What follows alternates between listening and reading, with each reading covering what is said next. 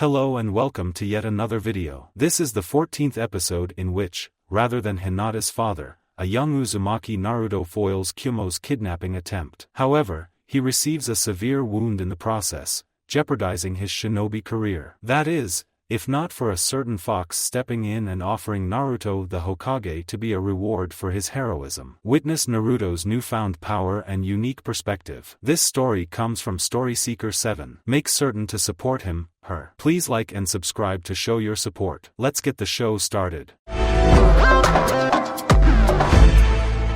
Konoha, Training Ground 11. It had been almost 2 weeks since the conclusion of Team 11's first C rank and the aftermath that followed.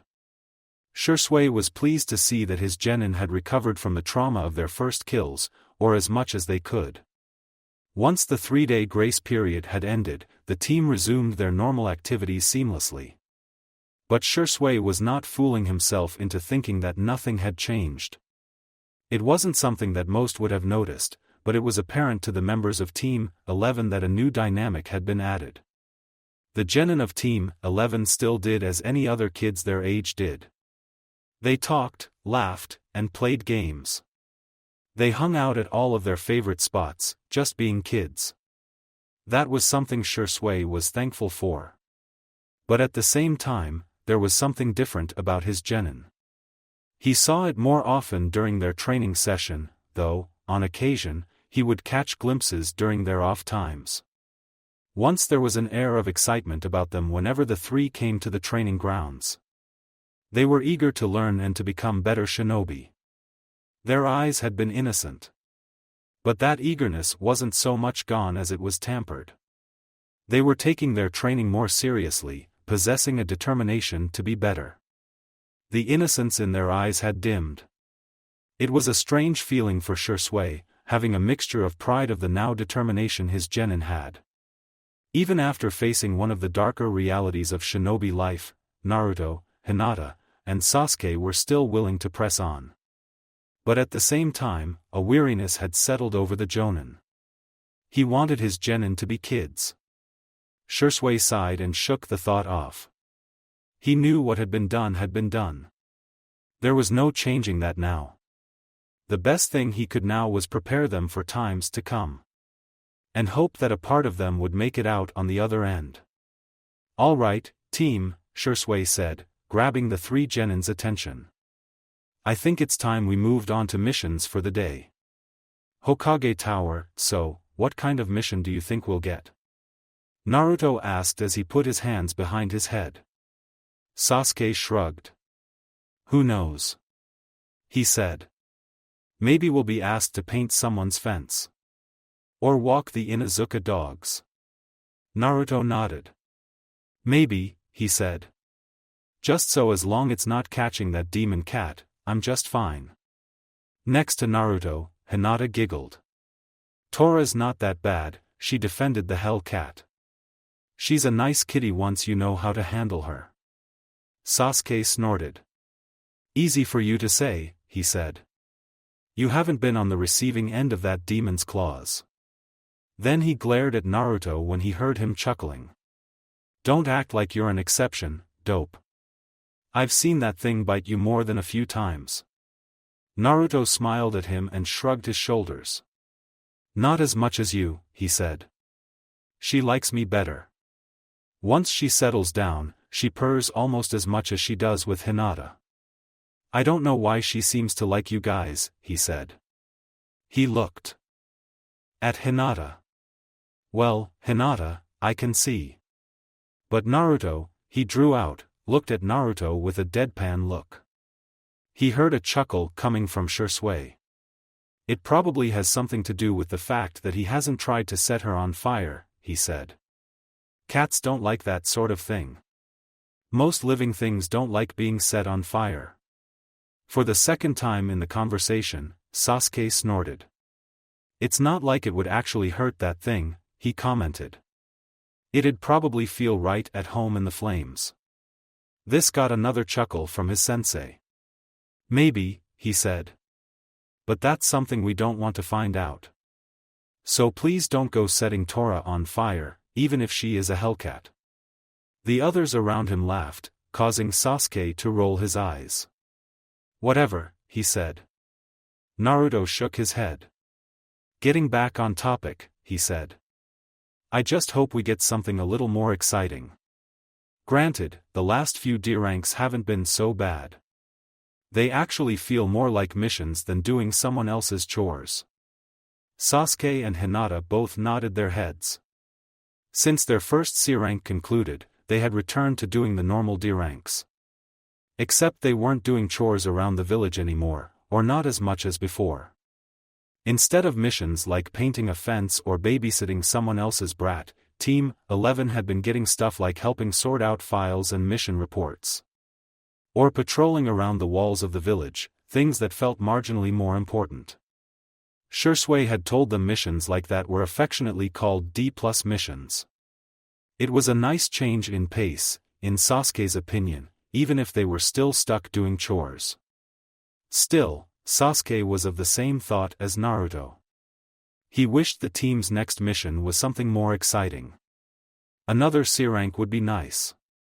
The team entered the mission room, where they were greeted by the Hokage.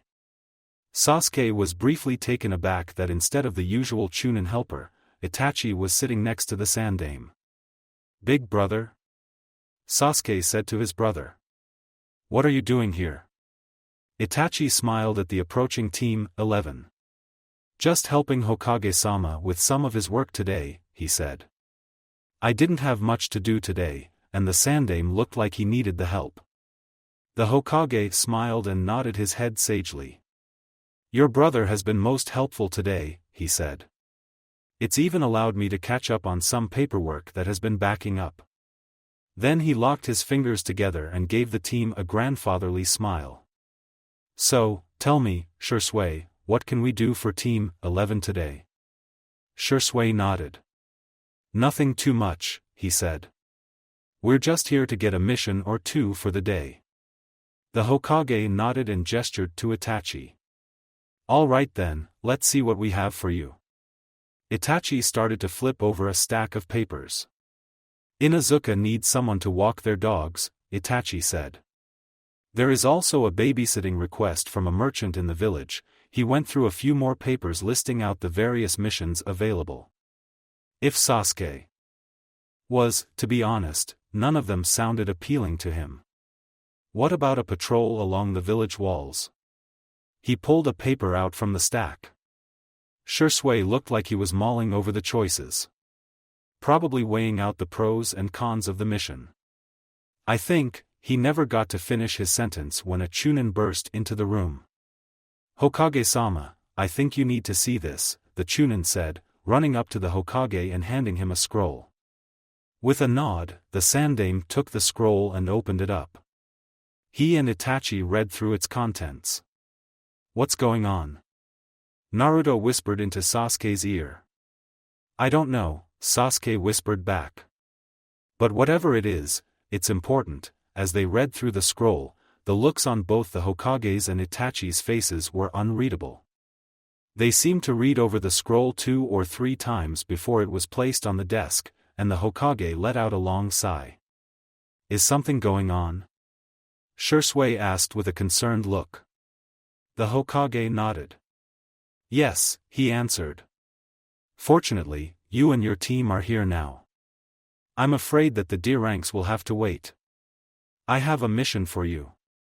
At the serious tone of his voice, Shursui and the rest of Team 11 stood at attention. What is our mission, Hokage-sama? The Jonin-sensei for Team 8 has requested immediate reinforcements for their mission. Sasuke's eyes widened, and he looked between his teammates, getting similar looks from them. That was Kurenai's team, which Kiba, Sakura, and Shino were on. Wasn't their mission a C rank? Shursui asked. Their first one, if I'm remembering correctly. The Sandaime nodded. I'm afraid it may very well be their first B rank now, he said. Then he tossed the scroll to Shursui.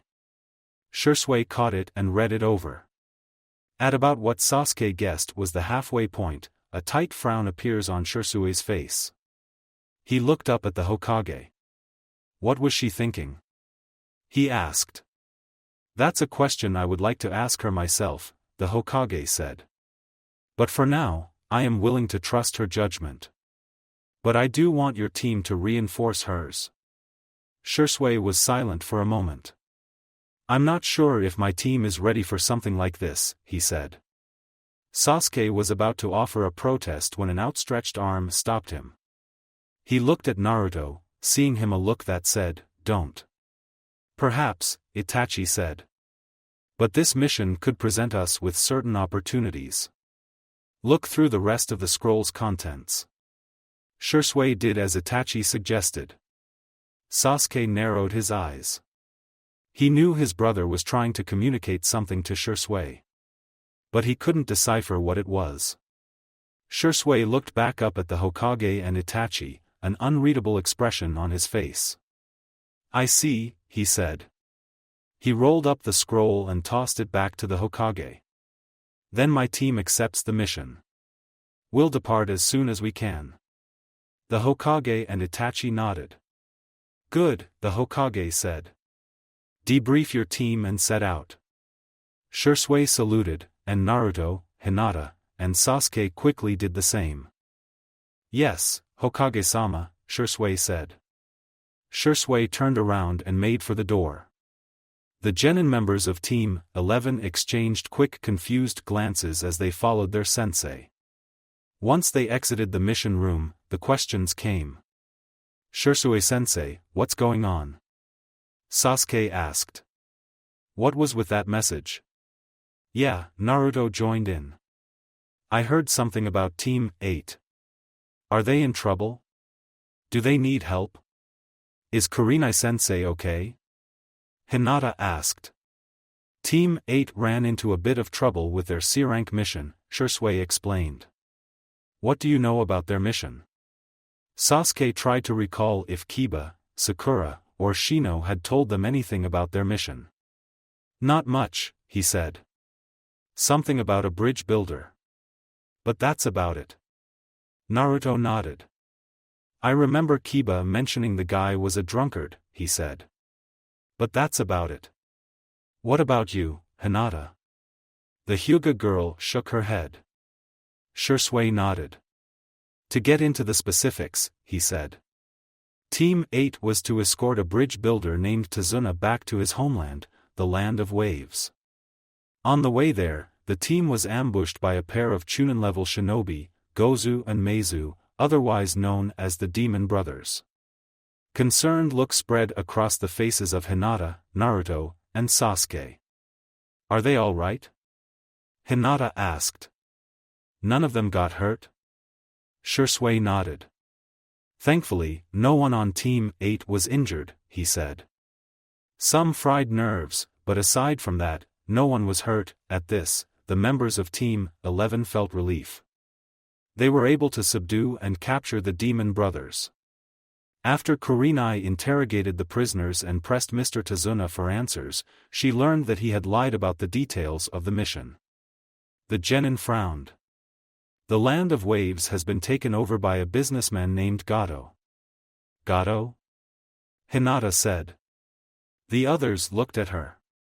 I've heard about him. He runs one of the largest shipping companies in the elemental nations. Shisui nodded.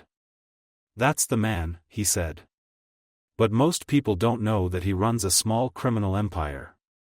His shipping business is simply a front. Getting back to Team 8, Tazuna, as it turns out, wants to free his nation by building a bridge.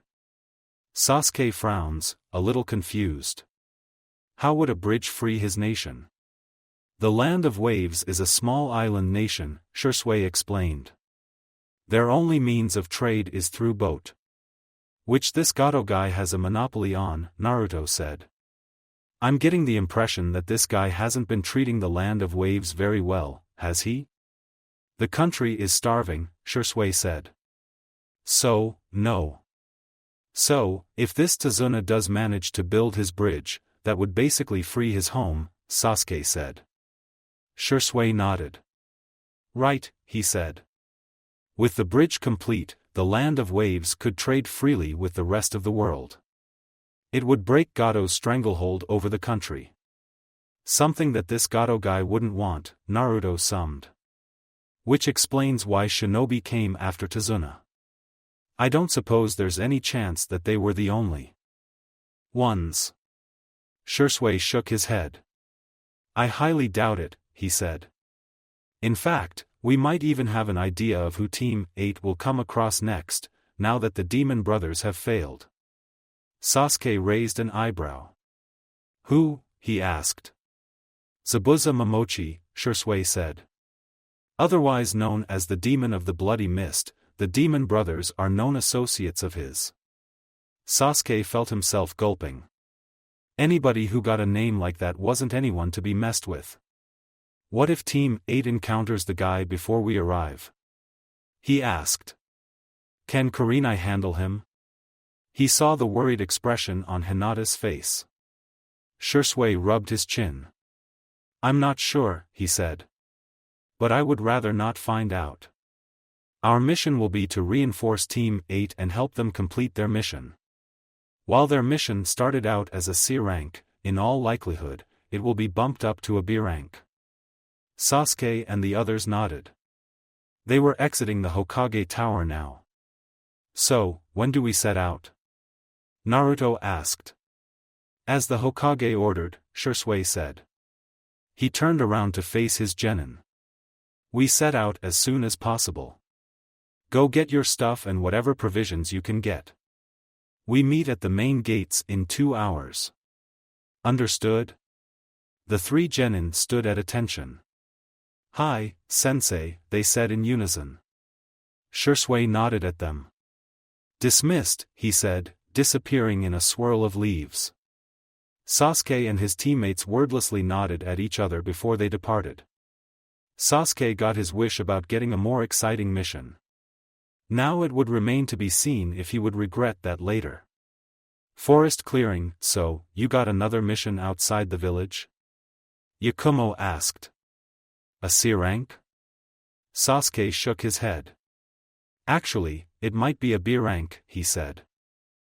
Kumo looked at her friend in surprise.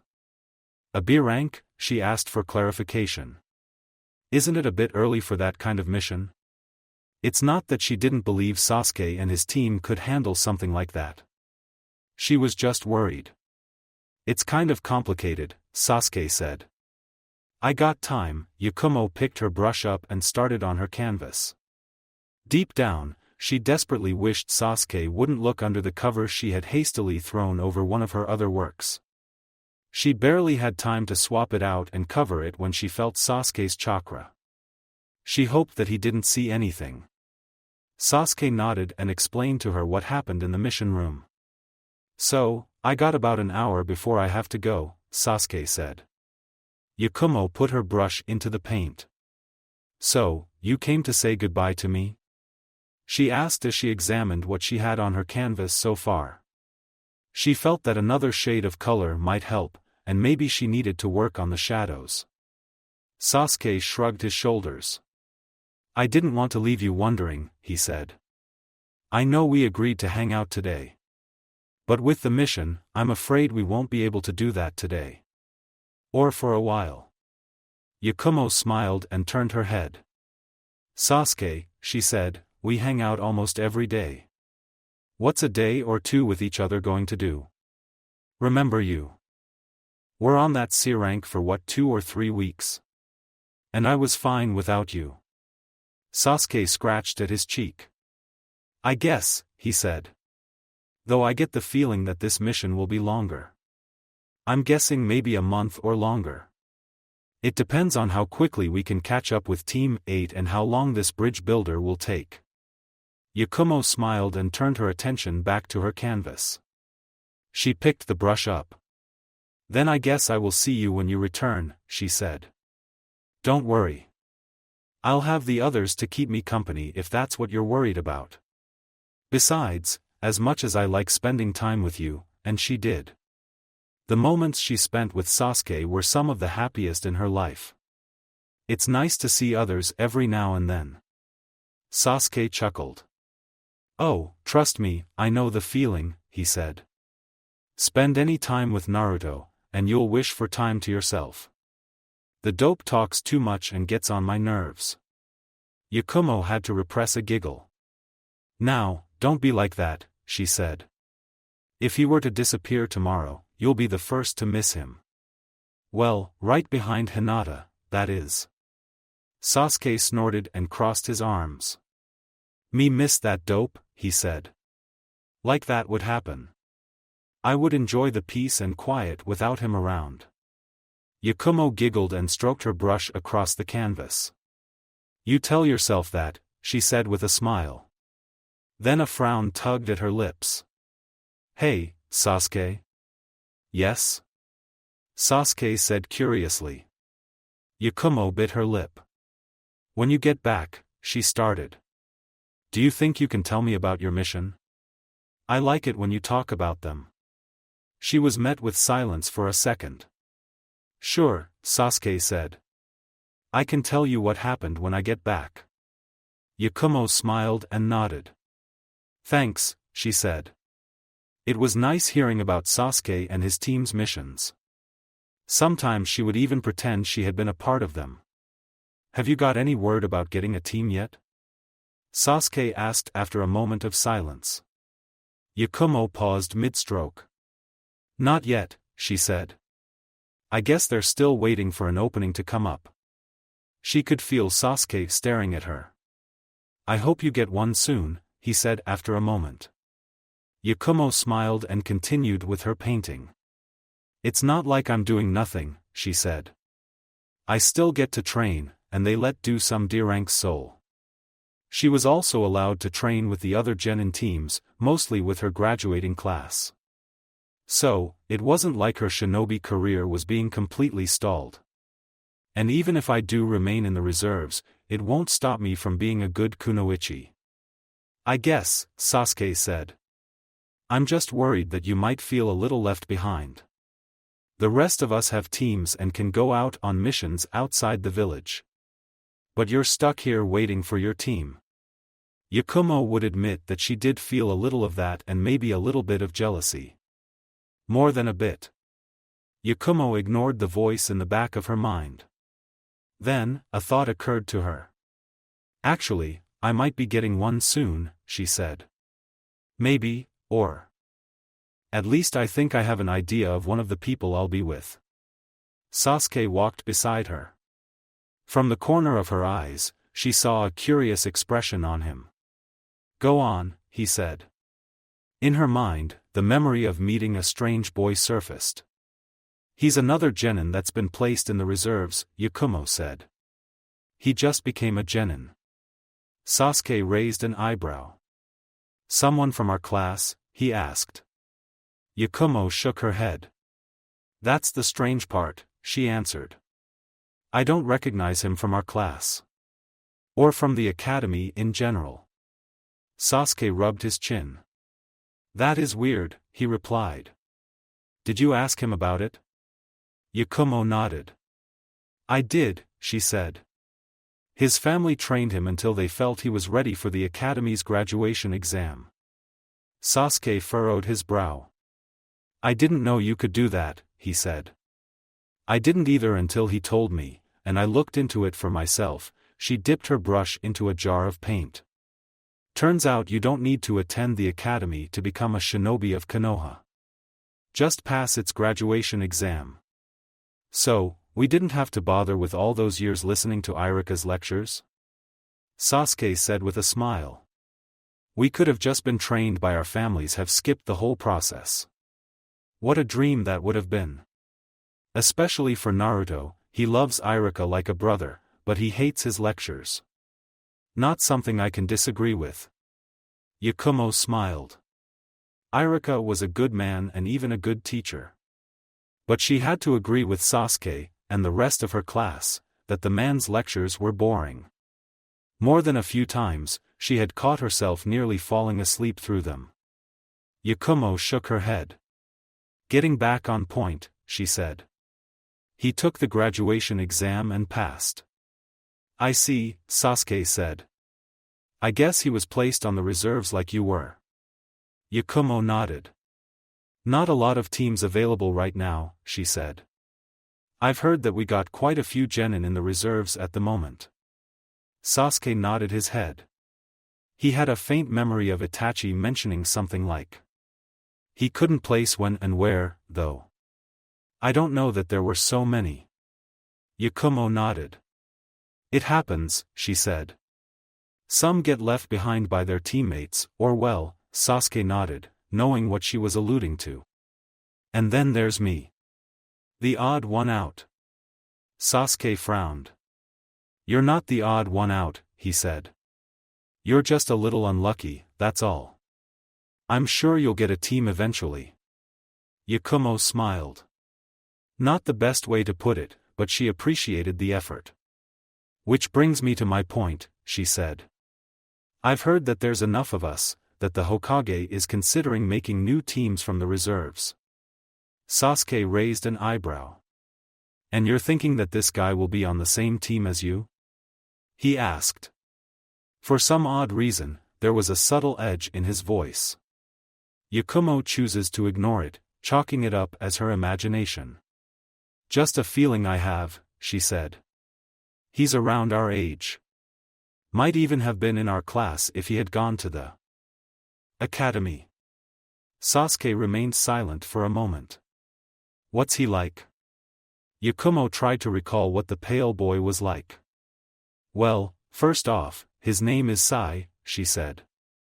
Sai? Sasuke repeated. Yakumo nodded. Something like that, she replied. He's a little on that strange side. Strange how? Sasuke said, worried. He hasn't tried anything with you, has he? What? No, Yakumo said quickly. He's just weird, she tried to explain. She tried to find the right words for the boy.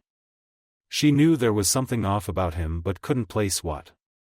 I think the best way to put it is he's awkward around other people. That wasn't right, but it was the best thing she could come up with. Now Sasuke looked more confused than before.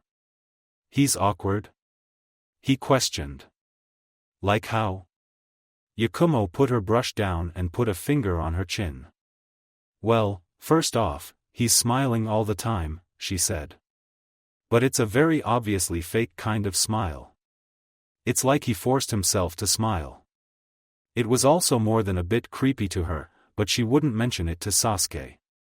Very rarely does it seem genuine. I see, Sasuke said. Is there anything else that's odd about him? Well, he does like calling me no breath, she said. At the confused look on Sasuke's face, she explained. It's in reference to my lack of stamina. Even after years of training, she was barely average when compared to others in her age group. Sasuke had a tight frown on his face. So, he's calling you names, he said in a low tone. Yakumo knew where this was going and was quick to defuse any misunderstanding. I don't think he means anything by it, she defended the boy. He read somewhere in a book that a good way to make friends is to give them nicknames, particularly if they are some form of insult. Sasuke gave her a perplexed look. You sure he's not doing it to be mean, he said. You did say the guy was strange, right? Yakumo let out a sigh. I'm sure, she said. I don't get a sense that he's trying to be mean. I think he's just clueless about the fact that whatever he read was bad advice. Honestly, he should return that book and get a refund. Sasuke looked at Yakumo for a long moment, seemingly unconvinced by her assurances. All right then, he said. But if he does start messing with you, you let me know. I'll take care of him. Trust me, no one will ever find the body. Sasuke had a vicious smile on. Yakumo huffed out a laugh. I'll keep that in mind, she said. Sasuke looked up at the sky. I think it's time I got going, he said. I don't want to keep the others waiting. Yakumo nodded. Good luck with your mission, she said. She picked her brush back up and resumed her painting. I hope everything goes well, then she paused momentarily as she bit at her lips. Sasuke, can you promise me something? Sasuke looked over at her, intrigued. Yes, he said. Anything. Promise me, she started. Promise me that you will be okay. That you won't do anything reckless. Sasuke's cheeks turned red, and he started to rub the back of his head. Sure, he said. I can do that. I promise I won't do anything reckless or stupid. I'm not Naruto, after all. It's him you should be worried about. Kumo smiled, relief coming over her. I guess so, she said. But still, I wanted to hear you promise it. Sasuke looked away from her. I better be going, he said and started to walk away. Be seeing you. Kumo nodded. Be seeing you, she said. Kumo was surprised when she heard Sasuke's voice reaching her ears a few moments later. Hey, Kumo. Kumo turned her head over to face Sasuke, his cheeks were still red, and he was scratching at one of them with a finger. When I get back, you want to do something? Something? Kumo parroted. Sasuke slowly nodded. Yeah, like eating out somewhere, just the two of us. Kumo smiled. Sure, we can do that. She said. Her heart was racing for some odd reason. Sasuke beamed at the answer. Great, thanks, he said. I'll see you then. Then he ran off, leaving Kumo alone. Kumo shrugged and went back to her painting. About 2 minutes later, her brush stopped mid-stroke, and Kumo's whole face turned red. Wait, had Sasuke just asked her out on a date? En route to Wave 2 days later, Team 11 was now crossing the lake that separated Wave from the mainland. Shisui had wanted them to make for Wave at top speed, so the team had been traveling at their maximum speed for 2 days. Only stopping at night to rest and moving out at the first light of the morning. Sasuke would admit it was a little taxing, he wasn't used to doing something like this, and it was starting to push the limits of Sasuke's stamina. But Sasuke understood the urgency of needing to get to Team 8.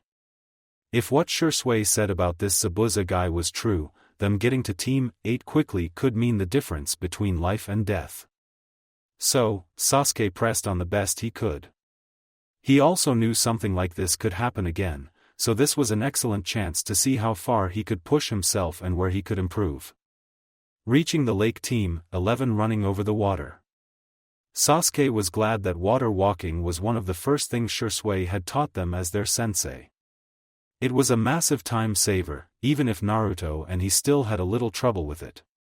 Naruto, Shisui said. Do you have a visual on Team 8? Naruto shook his head. No, he answered. Not yet. But I'm sending my eyes farther out and spreading them. Shisui nodded.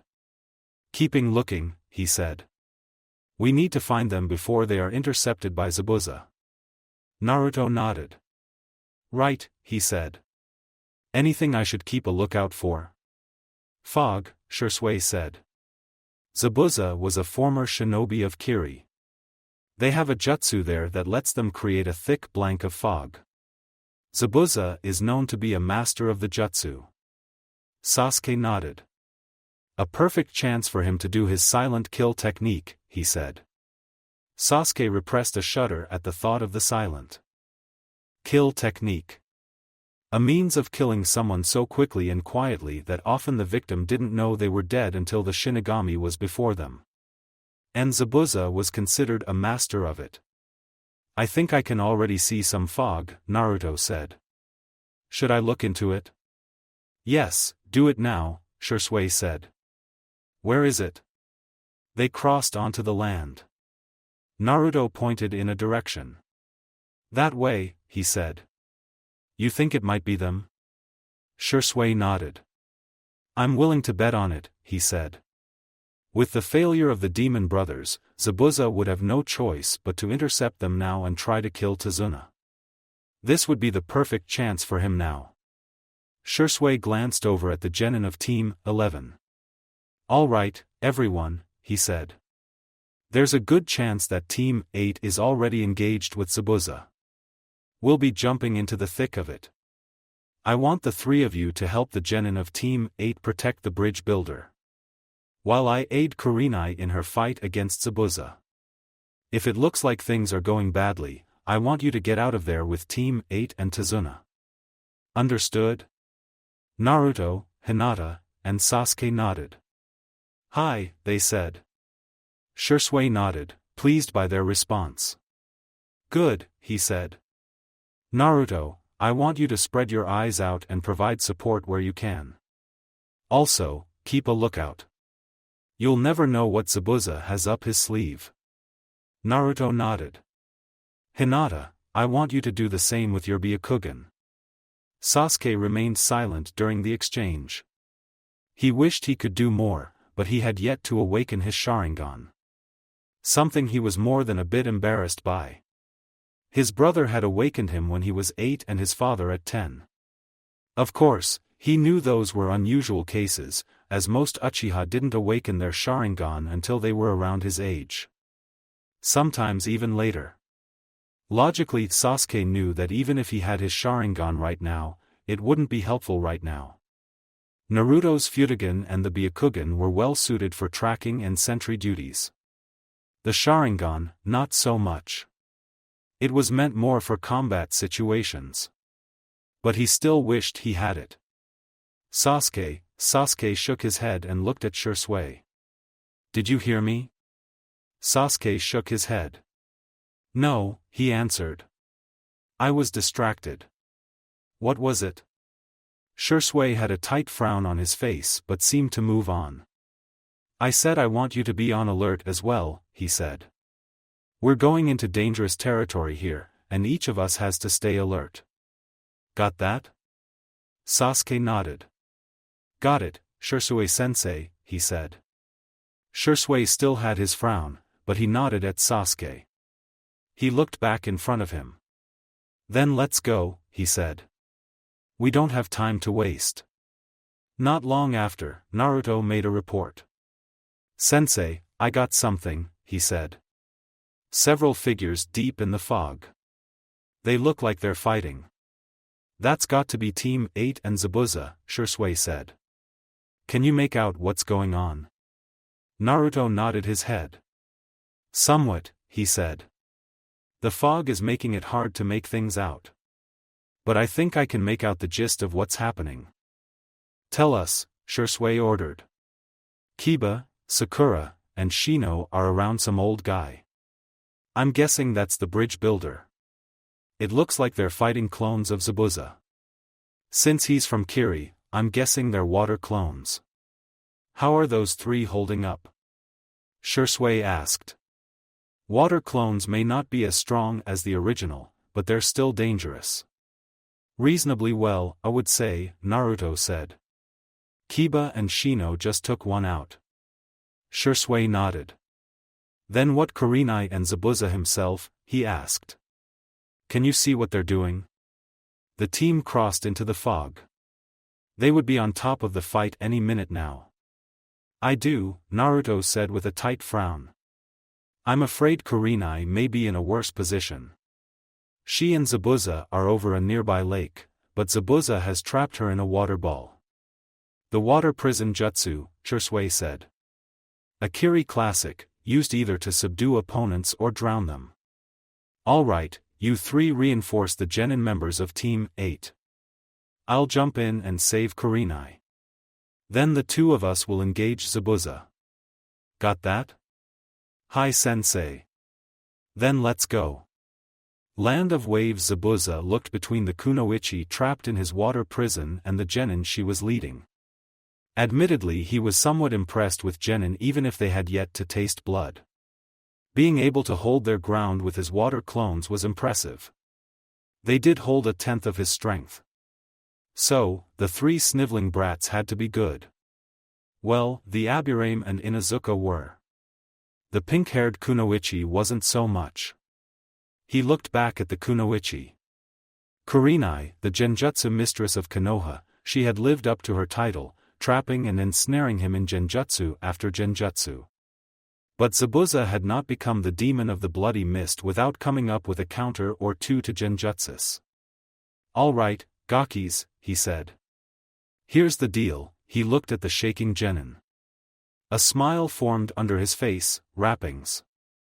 I got something you want, and you have something I want, the genin caught onto what he meant. Judging by how he stiffened and paled, the bridge builder in the middle of their formation did too. What deal? The Inuzuka brat snarled.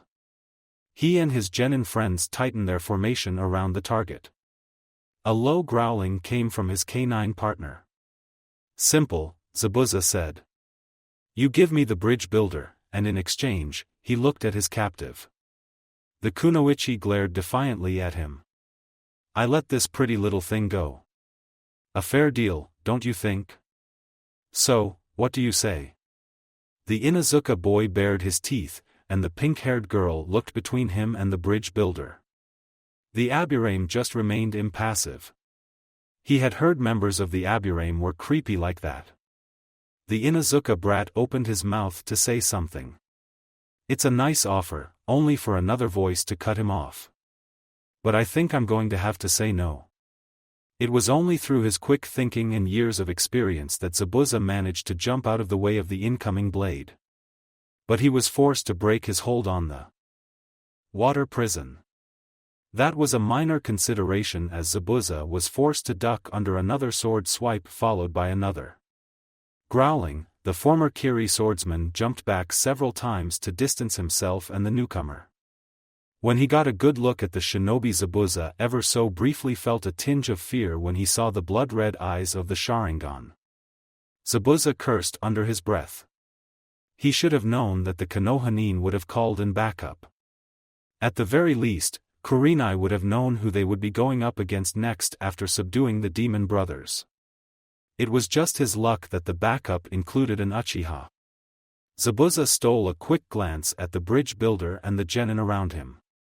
He saw that 3 more genin had appeared and closed the gaps. He would have dismissed them as he did with the others. What was the difference between one snot-nosed brat and the other? Except Zabuza could tell that these 3 were different from the others. They hold themselves more like true shinobi. One was very obviously a Hyuga. The other one, Zabuza guessed, might have been another Uchiha. A little odd having a Hyuga on a team with 2 Uchihas. They were supposed to be rivals. The last brat, though, caught his attention. The one with bright blonde hair and an orange blindfold, with a Konoha Hitaiate attached to it, wrapped around his head. The boy also had markings on his arms and hands. Seals? Zabuza thought. That could make the boy a problem if he were a Fuinjutsu specialist. Zabuza shook his head. Even if these new brats were more like real shinobi, they were still genin and posed little threat to him. He turned his attention to the real threats on the field.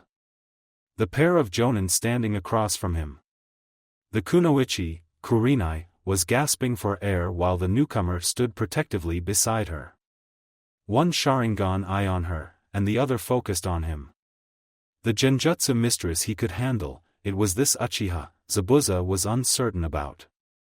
Zabuza tightens his grip around the hilt of Kubikuribocho. A smile formed around the wrappings that covered his mouth. This fight had just gotten a lot more interesting. Haku, you better be ready to bail me out. Just in case things get out of hand. He charged at his opponents. When the water prison broke and the water fell away around her, Kurenai was left coughing and gasping for air.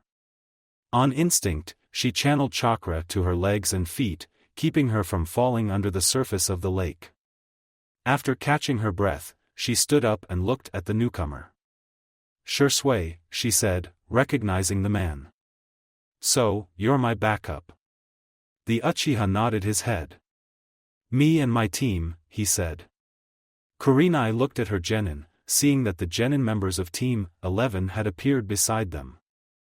Hinata, Naruto, and Sasuke had closed in the gaps around Tazuna and were now helping her genin fight off the water clones of Zabuza. A small smile graced Kurenai's lips at seeing Hinata fighting so well and with confidence. Then she turned her attention back to Shursui.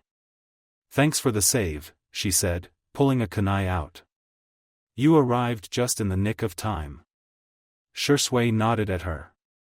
Just doing my job as fellow shinobi of Konoha, he said. Then both Jonin leaped back as Zabuza charged at them and swung his massive sword out in an arc, but I think we can save the pleasantries for later. For now, let's handle this guy. Both Jonin landed back on the water. Shisui held his blade out. All right then, Kurenai said. But I owe you a drink by the end of this mission. Shisui nodded.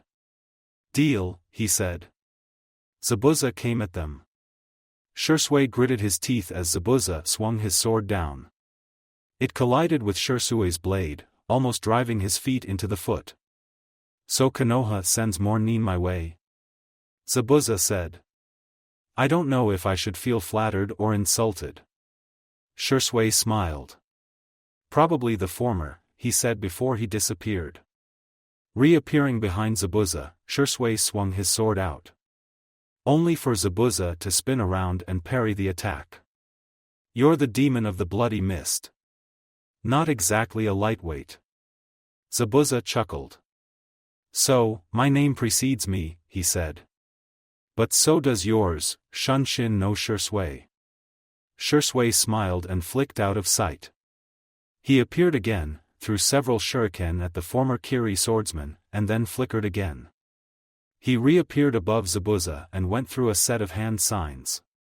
Katan, fire spear no jutsu. Shisui took a deep breath and breathed a stream of fire at Zabuza. Zabuza was quick to react, though, as he used his sword to block the shuriken and then jumped out of the way of the stream of fire. The spear of fire hit the water, creating a plume of steam. However, Zabuza did not have time to relax, as Shisui flickered behind Zabuza as he jumped back. Shisui swung his sword out, cutting through the ill-prepared swordsman and slicing him in two. Or it would seem. The two halves of Zabuza dissolved into water. A water clone, Shisui thought, spinning around just in time for Zabuza to cleave him in two. But like what happened a second ago, the two pieces of Shisui dissolved into water. Zabuza raised his sword to block a downward slash from Shisui as he flicked back into existence. You certainly live up to your name, Zabuza comments. Shisui smiled. I try, he said. Then flickered out of sight. Zabuza looked around, trying to scan for where his opponent would appear again. He let out a small yelp of surprise as a hand shot from the water and grabbed his leg. The hand then proceeded to drag the former Kiri swordsman under the water. Zabuza struggled against the hand's grip while keeping his free foot steady on the water. Why won't you let go? Zabuza said. Then something seemed to dawn on him. With his free hand, he formed a hand sign. Kai. He pulsed his chakra out. The shadowy hand vanished, and Zabuza saw he was standing on the water with one foot while the other was halfway submerged. That was about when he saw a fireball racing towards him. Keeping calm, Zabuza went through a blur of hand signs. Suetun, water wall no jutsu. The swordsman threw his hands on the water. The water in front of him rose up, forming a wall. The large fireball collided with the wall of water, creating a thick cloud of steam. Again, Zabuza did not relax as he was instantly on the defensive. This time, two figures appeared around him. Shisui slashed his sword out at Zabuza, aiming for his chest.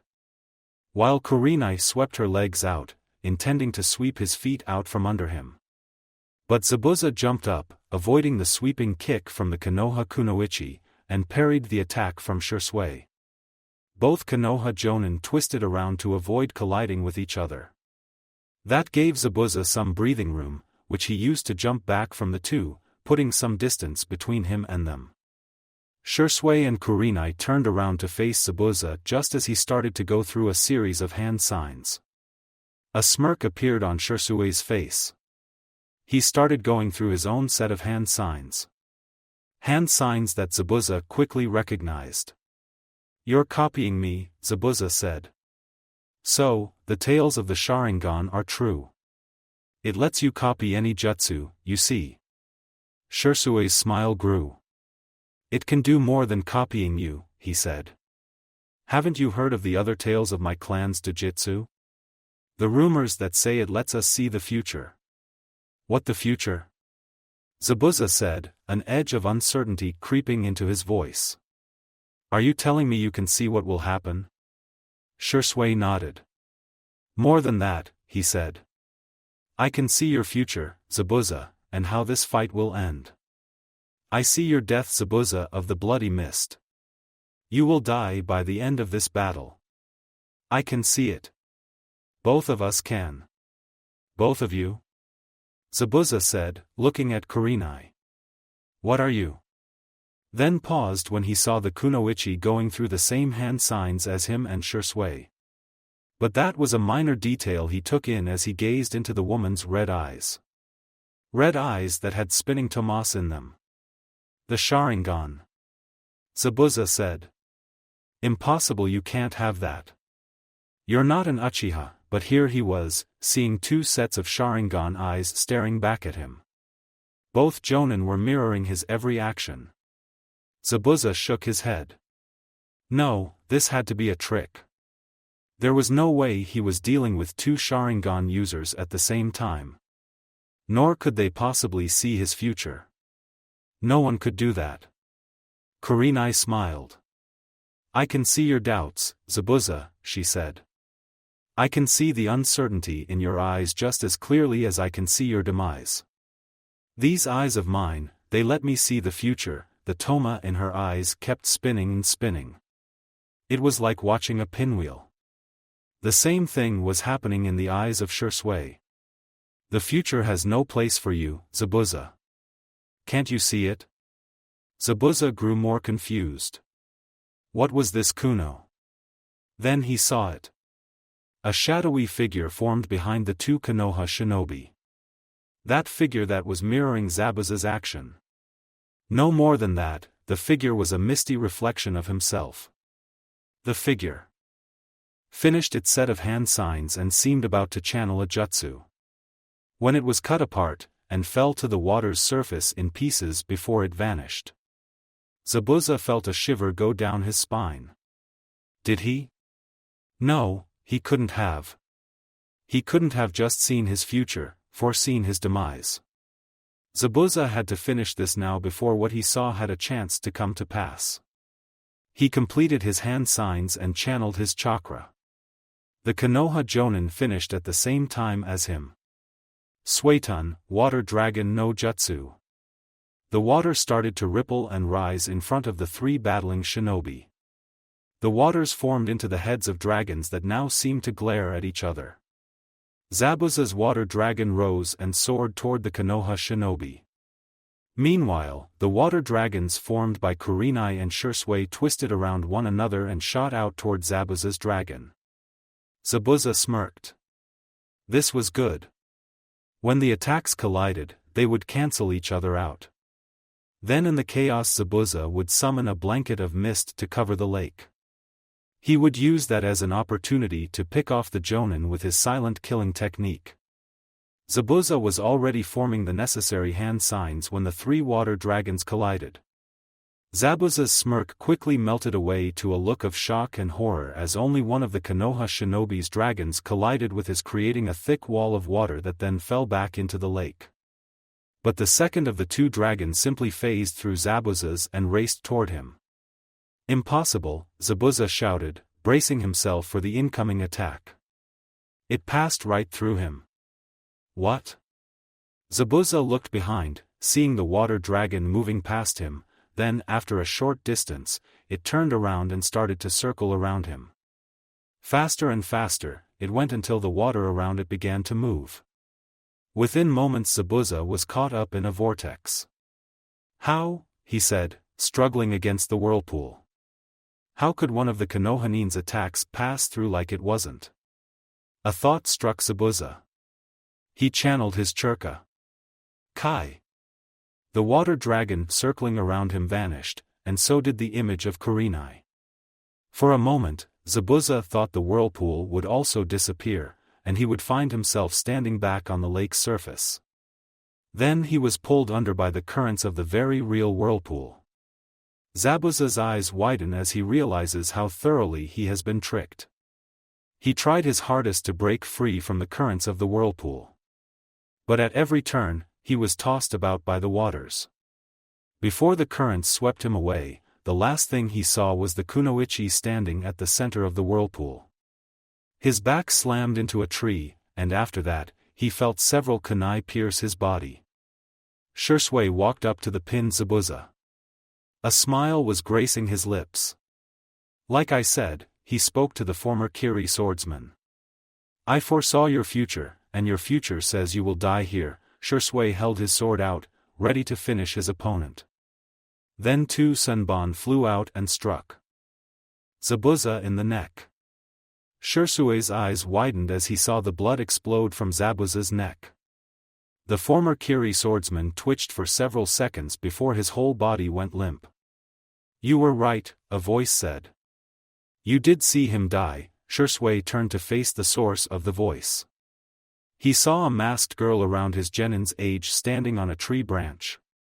A hunter nin, Shisui realized at seeing the Kiri symbol on her mask. She jumped down near the body of Zabuza. She quickly removed the kunai from his body, allowing it to fall to the ground. Shisui sheathed his blade, relaxing just a little. But not entirely, her timing feels a little too convenient. The hunter nin bowed to Shisui as Kurenai walked up beside him. He only needed the briefest of glances to tell how exhausted she was. I must thank you for your assistance, the hunter nin said. Shisui kept his expression natural as he looked at the girl. He held his hand to stop the genin from charging in. Namely, the Inuzuka boy who looked ready for a fight. No problem, Shisui said. Hey, what's the big idea? Kiba growled at the new arrival. Coming in like that and stealing our kill. Our kill? Naruto said in a deadpan voice. I think you meant Shisui-sensei and Kurenai-sensei's kill. Kiba snorted and rolled his eyes. Whatever, he said. But still, what are you doing here? Kiba, Sakura said in an aggravated tone. You're embarrassing us. I'm so sorry for his behavior, Kunoichi-san. She bowed deeply to the hunter nin. He's acts all tough, but really he's a mutt. Hey! Kiba shouted at Sakura. Shisui held his hand out to silence the genin. I assume the only reason why you didn't jump is because you were waiting for the right moment, correct? He asked. The hunter nin bowed her head. I did, she admitted. Zabuza was no easy target. Several hunter nins before me tried and failed. So, when I saw you two fighting him, I knew I had my chance. Kiba scoffed. So, you just waited around like a coward, he said, crossing his arms. A glare from Kurenai had him stepping back. The hunter nin didn't seem to be offended and shrugged her shoulders. We are shinobi, she said. We take whatever opportunity we can get. She wasn't wrong. If I may, Shisui said, stepping forward. The hunter nin tensed. I would like to check and confirm that Zabuza is dead. The hunter nin looked at him for a second. She nodded her head. By all means, she said, gesturing her arm to Zabuza. Go ahead. Shisui nodded and stepped up to Zabuza's body. He knelt and placed his fingers around his neck. No pulse, and the body was already cooling. Removing his fingers, Shisui examined the side of Zabuza's neck, seeing a pair of senbon sticking out. Shisui stood up and backed away from the body. The hunter nin hovered over the corpse. He's dead, Shisui said. He looked over at the assembled genin and Kurenai. The genin were letting out sighs of relief. But Kurenai had an odd look in her eyes. Shisui looked back at the hunter nin. You may do as you wish with him, he said. The hunter nin nodded and knelt beside Zabuza's body. Thank you, Konoha nin, she said. Without your aid, would have never caught up with him. Kiri, thanks you. Shursui smiled. Slowly he inched his hand over the hilt of his blade. Maybe this will help improve relations between our two villages, he said. With the state Kiri is in, I can imagine they can use all the help they can. Perhaps, the hunternin stated. Then without warning, she and the body of Zabuza vanished in a puff of smoke. Shursui frowned. Well, sh. Thunk. Kurenai-sensei. 4 separate voices said together. Shursui turned around and saw the genin members of Team 8 plus Hinata were now knelt around an unconscious Kurenai. Shursui let out a sigh. One problem at a time, he told himself. Kiba and Sasuke, Shursui said. Grab Kurenai. We'll carry her back to the client's home. The rest of you protect the client. Then he turned to face who he assumed was Tazuna. Tazuna-san, I assume. Sure, he said. That's me. Shursui nodded. Then, if you would, he said. Take us to your home. So, we can get Kurenai somewhere to rest and plan what we will do next. Wait, hold on, Tazuna said. Just who are you guys, and what are you doing here? I remember hiring one team. Shursui nodded. I suppose we did skip over the introductions when we got here, he said. I am Uchiha Shursui, and these are my genin. Hyuga Hinata, Uchiha Sasuke, and Uzumaki Naruto. As for what we're doing here, he looked sternly at the client, who flinched away. We're the reinforcements Kurenai requested when she learned of your deception. Tazuna gulped. So, you know about that, he said, rubbing the back of his neck nervously. Shursui crossed his arms. It's why we're here, he said flatly. Then held his hand up to stop any excuses the man might have thrown at him. Don't worry. We'll still complete this mission. But we will discuss payment later. He gave the man a look that told him this was non-negotiable. Tazuna nodded nervously. Right, he said meekly. I'll show you the way to my home. Shursui nodded and turned to face the genin.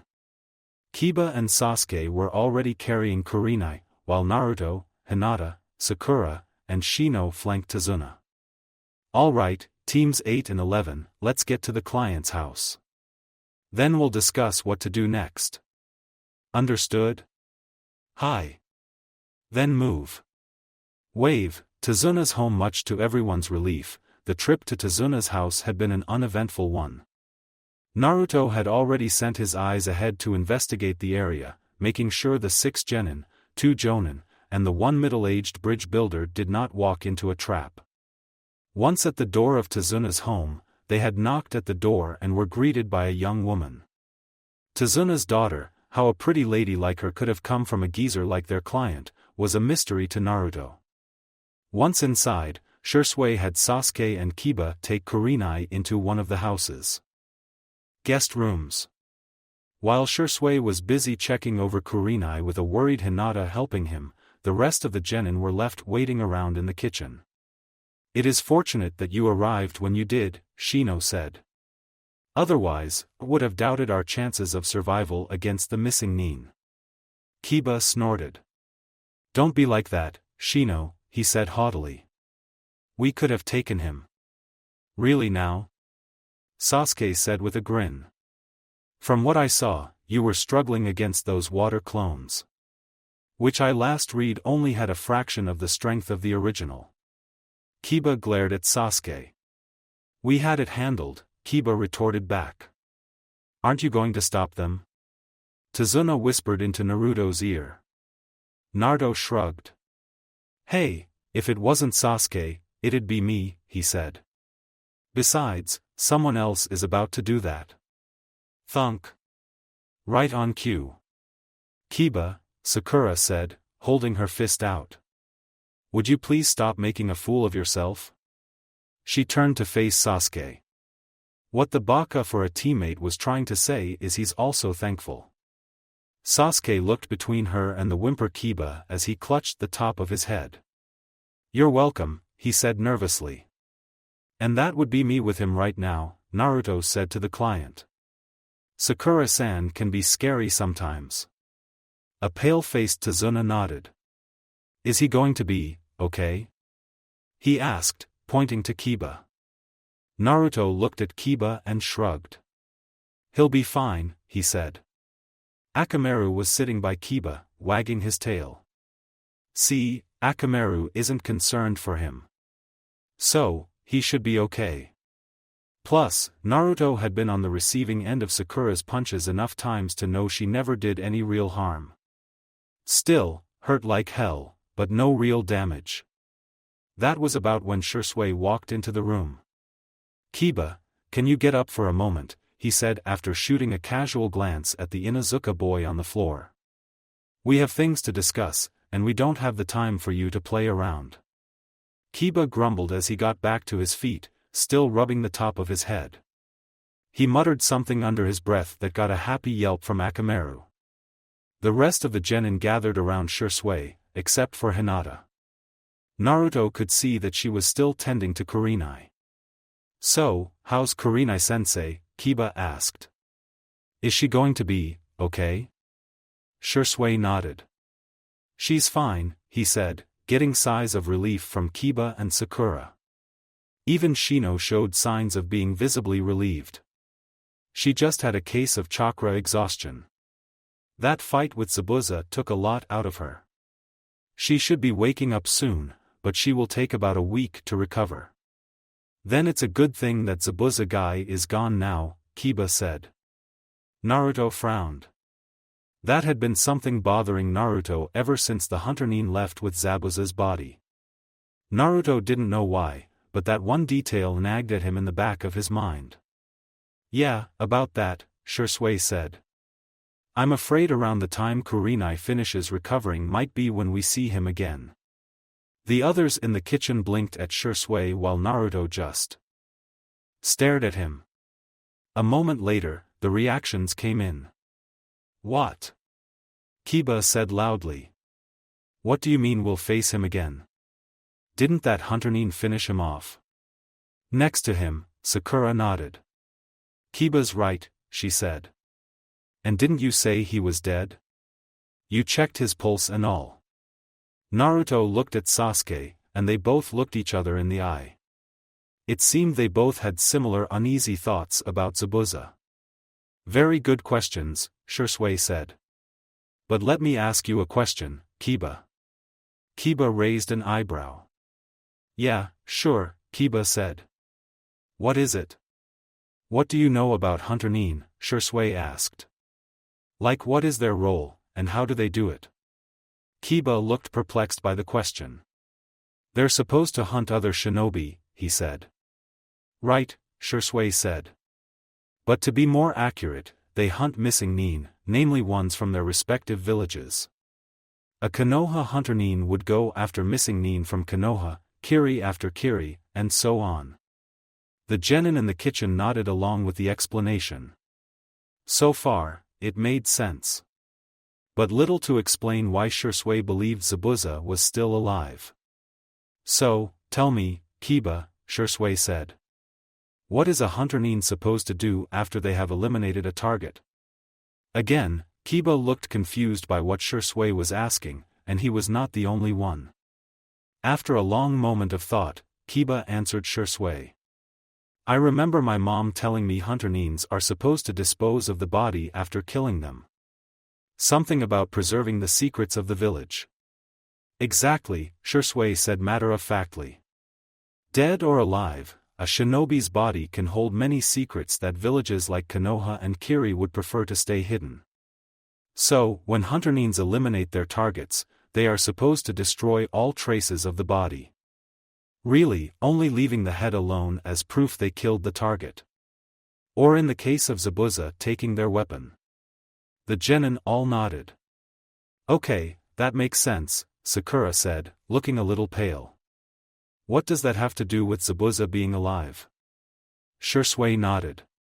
One more question, Kiba, he said. When is a Hunter Nin supposed to destroy the body? Kiba raised an eyebrow. That's easy, he said matter-of-factly. They're trained to destroy the body on the SP, he trailed off as his eyes widened. Shit. I don't suppose they sent a rookie after the guy? He asked suddenly. Shursui was smiling when he shook his head. They wouldn't have sent him out in the first place, he said. Especially not after Zabuza. Kiba cursed again. Then he turned to face the other genin. Guys, Zabuza is not dead, he said. Naruto frowned. Kiba, can you tell us why you and Shursui seem to think he's alive? Naruto asked. Because a hunter nin is supposed to destroy the body on the spot, he said. They don't move the body anywhere or anything else. The hunter nin we met today, he vanished with the body. Sakura looked perplexed. Okay, that makes sense, I guess, she said. But couldn't the guy just have moved Zabuza's body? Because he didn't want us to watch? Shursui shook his head. It doesn't matter, he said. If that was the case, he simply would have asked us to leave. Or he would have driven us off. Either way, if who he encountered was a real hunter nin, he would have destroyed Zabuza's body on the spot. No, I'm convinced that who we encountered was an accomplice of Zabuza's, and he's still very much alive. So, how is Zabuza still alive? Sasuke asked. He looked pretty dead to me. You even checked if he was dead. Naruto nodded. Yeah, how could you have been fooled into thinking Zabuza was dead when he was still alive? He asked. Shursui rubbed his chin thoughtfully. I can think of one way, he said. The Senbon, they're not known to be deadly. They're just needles, after all, not the best tool to kill a person with. Not unless you know exactly where to throw them. Or if they had poison on them, Shino added. Shursui nodded. Exactly, he said. They're medical tools at the end of the day. While it is difficult to kill with them, they can be used for other purposes. Such as putting a person into a death-like state. Naruto raised an eyebrow. A death-like state? He questioned. Shursui nodded. There are pressure points all along the human body, he said. Hitting them can have any number of effects, ranging from beneficial to debilitating. I think our hunter nin knew precisely where to hit Zabuza to make it look like he died. Which would suggest an extensive knowledge of the human body, he said. Very impressive for someone his age, Shursui said.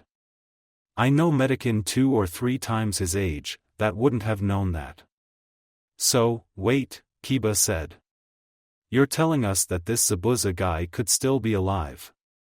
That at this very moment be getting ready to attack us again? Hell, he could even be right outside the door. Naruto could confirm that was not the case. Shursui shook his head. No, he said. I don't think we have to worry about him for a little bit. Recovering from a death-like state is pretty much like recovering from a near-death experience. Not to mention, he would still have to recover from the injuries he suffered from our battle. We won't see him for a little while. But we will see him, Sasuke said. How long? Shursui rubbed his chin. Based on what we know about hunter nin, we can reasonably assume they're a good medic, he said. So, based on that, I would say we have around a week to prepare. A week? Naruto said. That doesn't sound like a lot of time to prepare. Shursui nodded. We'll have to make do with the time we have, he said. The next we face Zabuza, I doubt he'll be alone. That fake hunter nin, Sasuke said. And whatever thugs Gato has backing him up, Naruto added. Shursui hummed. First thing in the morning, we'll start our training, he said. But right now, I want you guys scouting the village out. See what we're dealing with. It doesn't matter, a voice said. Everyone turned to face a young boy. Glaring at them. You're all going to die anyway. Village walking around the village was a depressing sight. No matter where she looked, all Hinata could see was misery and suffering. The streets, if they could even be called that, were mostly empty and lifeless. The stalls and stores lined the sides were empty, and the ones with someone had little to sell. The few people she and Naruto did encounter were like lifeless, empty husks. There was no life, no joy on their faces, only the misery they were feeling. It was heartbreaking to Hinata, especially when she saw the children. Naruto was next to her, acting as an anchor for the Hyuga girl in this sea of misery. Both were in disguise so they wouldn't draw attention to themselves. The same thing went for Sasuke and Kiba, who were scouting out the other side of the village. Sakura and Shino had stayed behind at Tazuna's place to help Shirasui guard the client and his family. Privately, Hinata wondered if maybe she shouldn't have done the same thing. She looked over at Naruto, seeing a blank stare on his face. He was trying to keep calm. But Hinata could see the traces of sadness in his expression and the barely repressed anger. Every time the two passed one of Gato's men, or if Naruto got a glimpse of one, anger would flash across his face for the briefest of moments. One time, Hinata could have sworn she heard him growl. That was when they saw a pair of thugs harassing a young woman. The two disguised genin passed by a barely looking thug. "Hey, you brats," the thug bellowed at them. "What are you doing wandering out here?" Hinata and Naruto pretended to jump and yelped. I am so sorry, mister," Naruto said in a trembling voice. "We didn't mean to see Kasu tr trouble." Hinata was shaking next to Naruto. "We were on our home," she said. The thug looked at them for a second before he snorted and started to walk away. "Yeah, whatever," he said. "Just don't let me catch you brats again." Hinata and Naruto waited a few seconds for the man to go away, and both let out sighs of relief. Turning around, they resumed their walk. It wasn't until a moment later that Naruto spoke in a hushed voice. "He's following us," he said. Hinata didn't have to turn her head to confirm what he said. She could feel the presence of someone following them. Hinata nodded at Naruto. "What do we do?" she asked. "Try to lose him, or?" Naruto had a thoughtful expression on his face. "I want to try something," he said. "It's something I've wanted to check out but never really had the chance to." "Follow me." Hinata nodded. The two genin walked down the street for a couple more blocks. Then they went into an alleyway. They came to a fenced-off area. "Get ready," Naruto said. "He's right on top of us." Hinata nodded. "I thought you said this was a shortcut," Naruto said. "I thought it was," Hinata played along. "The fence wasn't here when I was down here." At least I thought it wasn't." Naruto groaned. "Maybe we should just turn around and," Hinata yelped as she turned around. "Hina, what's wrong?" He turned around. Well, what do I got here?" the thug from earlier said with a broad smile. "A couple of lost kids?" Hinata repressed a frown. She didn't like the tone of voice he was using. "Oh, it's you again, mister," Naruto said. "We got a little lost." He started to walk up to the man. "Can you?" The thug swung his arm out, hitting Naruto and sending him crashing into the wall. Hinata let a surprised gasp and tried to run over to him. "Ruto," she shouted. But she was stopped when the thug grabbed her by the back of her shirt. She was lifted up to face the man. She tried to struggle against the man but froze when she felt a knife pressed to her throat.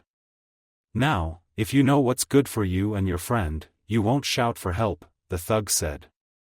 Then he snorted. "Not that anyone would come. Not with the way we've broken this village's spirit. You understand, little girl?" Hinata nodded, just a little bit afraid. She hoped whatever Naruto was planning, he would act soon. The thug's smile grew. "Good," he said, dropping Hinata. "Now then, do as I say, and nothing will happen to your friend." He pointed the knife at Naruto, who was struggling to sit up on the wall. "Who knows, maybe he'll like what he sees," then the man spared a glance at the blindfolded boy. Or, in his case, what he hears. The man stepped up to Hinata. Now then. All you have to do is, he never got to finish his sentence. A shadow passed by the back of the man. An instant later, he fell over, hitting the ground with a thud. Hinata let out a sigh of relief when she saw a clone of Naruto smiling at her. "Thank you," she said. The clone nodded at her. "No problem," he said before vanishing in a puff of smoke. The real Naruto stood up and rubbed his shoulder. Hinata shot him a look of concern. "Are you okay?" she asked. Naruto nodded. "Yeah, I'm fine," he said. "You know me. I've taken worse hits before." He rubbed his shoulder and let out a soft hiss. "Still hurt, though." Hinata sighed and smiled. When they got back to Tazuna's place, she would have a closer look at Naruto's shoulder. She walked over to the unconscious thug. Looking at the man, her thoughts drifted off to what he likely had in mind for her had Naruto not knocked him out. For a rare moment, Hinata felt a wave of disgust come over her. "So, what are we going to do with him?" Hinata asked, nudging the man with her foot, ensuring he was unconscious. "You said you wanted to try something?" Naruto nodded as he walked up.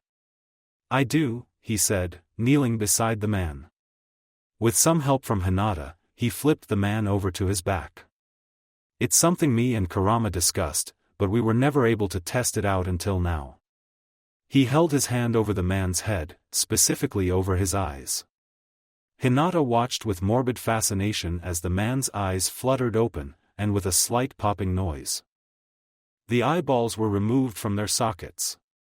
For a second, Hinata felt a cold chill crawl up her spine. She knew Naruto could acquire new eyes and knew how he could do it. But she had never seen him do it. She faintly recalled Naruto doing it after they killed the bandits near the end of Team 11's first C-rank mission. That had been a blank, and you'll miss it moment for her. But now she was seeing it fully with her own eyes. It was unsettling to her. Hinata kept these thoughts to herself as Naruto continued to do whatever he was doing. He seemed to be in deep concentration. If Hinata had to guess, he was talking to his tenant. "All right then," Naruto said. "Let's see if this works." The eyeballs Naruto had just taken slowly lowered themselves back into the thug's eye sockets. With another soft popping noise, they locked themselves back into the man's head. Hinata looked at Naruto with a questioning expression. "Naruto," she said. "Did you just?" Naruto nodded. "He should be waking up any moment," he said. "Let's hide away somewhere and see if this works." A moment later, Naruto and Hinata were hiding out on the roof of a building overlooking the alleyway. They watched the thug wake back up to consciousness. What happened?" they heard him ask as he sat up. Rubbing the back of his head, he looked around the alleyway. "And where did those brats go?" He got back to his feet, letting out a string of curses. He took one last look around the alley before he kicked up some dust and left. Hinata looked over at Naruto, seeing he was smiling. He looked over at her. "It worked," he said. "It worked." Now Hinata had to ask the question. "What worked?" "Naruto, what did you do?" "Oh, right, I never did give you an explanation, did I?" he said, a mild blush appearing on his cheeks. "Sorry about that. So, here's the thing, you know how I can take other people's, right?" Hinata nodded. She had literally witnessed him doing it a moment ago. "I do," she replied. Naruto nodded. "Well, me and Kurama were wondering," he started. "What if I were to place them back?" Hinata's eyes widened as the implications hit her. Naruto's smile grew. "Exactly. I know floating eyeballs are not something you tend to look for. But there is always that offhand chance that they could be spotted. But if they're in somebody else's skull, no one, and I mean no one, will expect that." You literally have eyes on the inside, Hinata said. Granted, he could have always done that, but now. Hinata shook her head, not wanting to think too much about it. We should report this back to Shisui. He'll want to know about this. Naruto nodded. I know, he said. He walked over to the other side of the rooftop. Two pairs of eyes floated beside him. But we'll have to finish what we're doing here first. Hinata walked up beside him and looked down at the street below. Once again, she was struck by how depressing it looked. Hinata placed a hand over her chest, feeling her heart aching. It's so sad what's happening here, she said. I know, Naruto said with a nod. Even on a dreary day, this place should be alive. There should be children running around laughing. Adults going about their business of examining the shops. Hinata looked over one of the many empty stores. And shopkeepers should be selling their wares. But this place, it feels dead. Then Naruto shook his head. No, that's not the right word. I think dead would be better. Somehow, this place feels worse, like it's in some kind of limbo. Not quite dead, but not quite alive either. You know what I mean? Hinata nodded. She knew what Naruto was getting at. It was the same sense she got from the place. They don't have the strength to live on, she said. But they can't die either. I know Tazuna told us things were bad here, he said. But I didn't think they were this bad. An angry frown appeared on Naruto's face. How can this Gato guy be doing this? Can't he see what suffering he's causing? That was a question that Hinata had been asking herself a lot lately. We have to help them, she said with more conviction than she thought possible. Naruto nodded next to her. We will, he said. When that Tazuna guy finishes his bridge, it'll bring hope back to this place. Gato will lose his power over this place. Down in the street, Hinata saw a child aimlessly wandering the street. They were dirty and appeared not to have eaten in a long time. Each time someone passed by them, they would offer their hands up. They were begging. For the first time in her life, Hinata knew what it felt like to hate. Come on, she said to Naruto. Let's look somewhere else. Tazuna's home. When Kurenai woke up, the first thing to come to mind was an unfamiliar ceiling. The second thought was trying to figure out where she was and recalling what led up to her being here. As a highly trained jonin and as Konoha's resident genjutsu specialist, this was something that Kurenai was well suited for. In a span of 3 or 5 seconds, Kurenai had recalled everything. She remembered taking Team 8 to the mission room for their first C-rank mission. She remembered how excited they were when they set out for Wave. Even Shino, quiet and calm as he was, seemed to be a bit more energetic. The conversation Sakura had struck up with the client had been pleasant enough and even a bit informative about where the team was going. Then, she remembered the encounter with the demon brothers and the enlightening conversation with the client Tazuna. Her own bleeding heart and convincing arguments from her genin pursued her to continue with the mission. On that note, she made a mental reminder to petition the Hokage to have the puppy I no jutsu labeled as a kenjutsu. Her memories then end with the battle with Zabuza and the reinforcements from Team 11. I see you're up, a voice called out to Kurenai. She looked over to Shisui entering the room. He smiled at her as he took a seat in a chair. Near the bed Kurenai was in. You looked like you were thinking about something. Kurenai nodded at the Uchiha Jonin. Just gathering my thoughts, she replied. Shisui nodded, showing he understood. Do I need to give a moment? He asked. Kurenai shook her head as the last of her memories played out. I'm all caught up, she said. Then, a frown creased across her mouth. Zabuza is still alive, isn't he? Shisui sighed, giving Kurenai all the answer she needed. I'm afraid so, he said. So that bit with the Hunternin had not but been a delusion on behalf of her slipping consciousness. The Hunternin? She asked for clarification. Most likely an accomplice of Zabuza's, he said. The good news is that he'll likely be out of action for a while. Maybe a week at most, pending on how good of a medic this Hunter-nin is. Judging by what they had already seen, Kurenai was willing to bet that the Hunter-nin was a very good medic. I don't think we have to worry about them being on the same level as Tsunade-sama, Kurenai said. The good thing about talents like Tsunade was that they came by rarely, which was also a bad thing. Kurenai shifted around in her bed and winced when a sharp pain shot through her. Speaking of Tsunade, he said. I bet you're wishing you could see her now. Kurenai smiled. A house call wouldn't hurt, she said. Shursui nodded and smiled back. I'll see what I can do, he said. Then he leaned in on the bed. But in the meantime, we need to figure out what we're going to do. Agreed, Kurenai said with a nod. I was thinking of stepping up the training for my genin, he said. The two of us should be able to handle Zabuza. It's that Hunter-nin I'm worried about. You're thinking of sending the genin after him? Kurenai said. Not all of them, Shursui said. I would like to keep one or two of them here to watch after Tazuna's family. Kurenai nodded, feeling it was a sensible move. With Zabuza out of the picture for the moment, who knows what Gato would try to pull. That makes sense, she said. What about my team? I know you will be training your genin. What about mine? That was what I was hoping to ask you about, Shursui said. I would like your permission to train them for the duration of this mission. Kurenai raised an eyebrow at the Uchiha Jonin.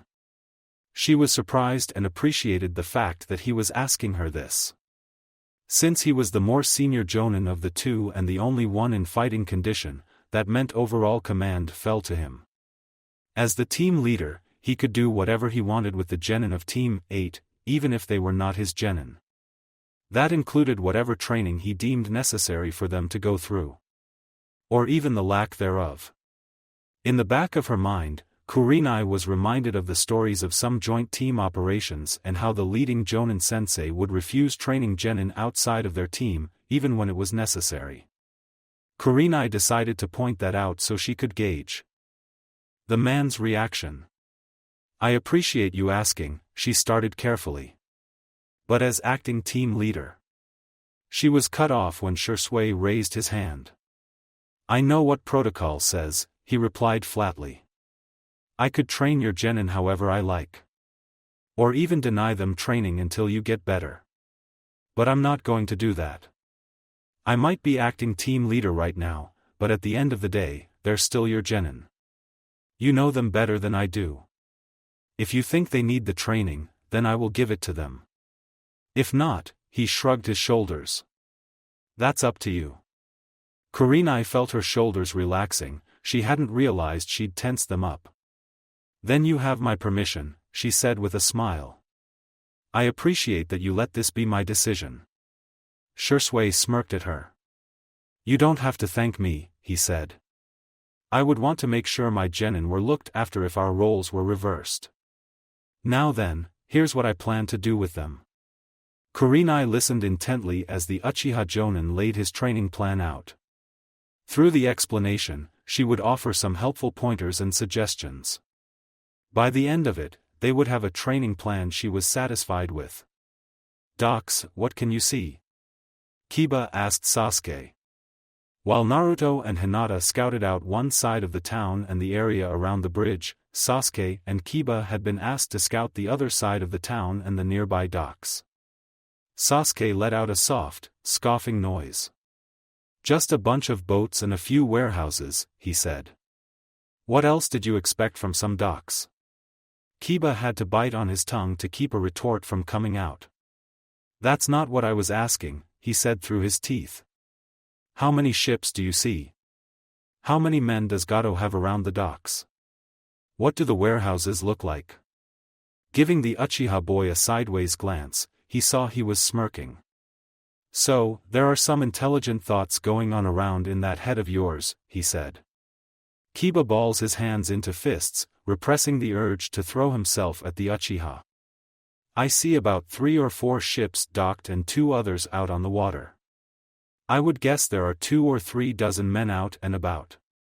I'm going to assume that a similar number are in the warehouses. Speaking of, Kiba said, shifting around on the ground to make himself more comfortable. How do the warehouses look?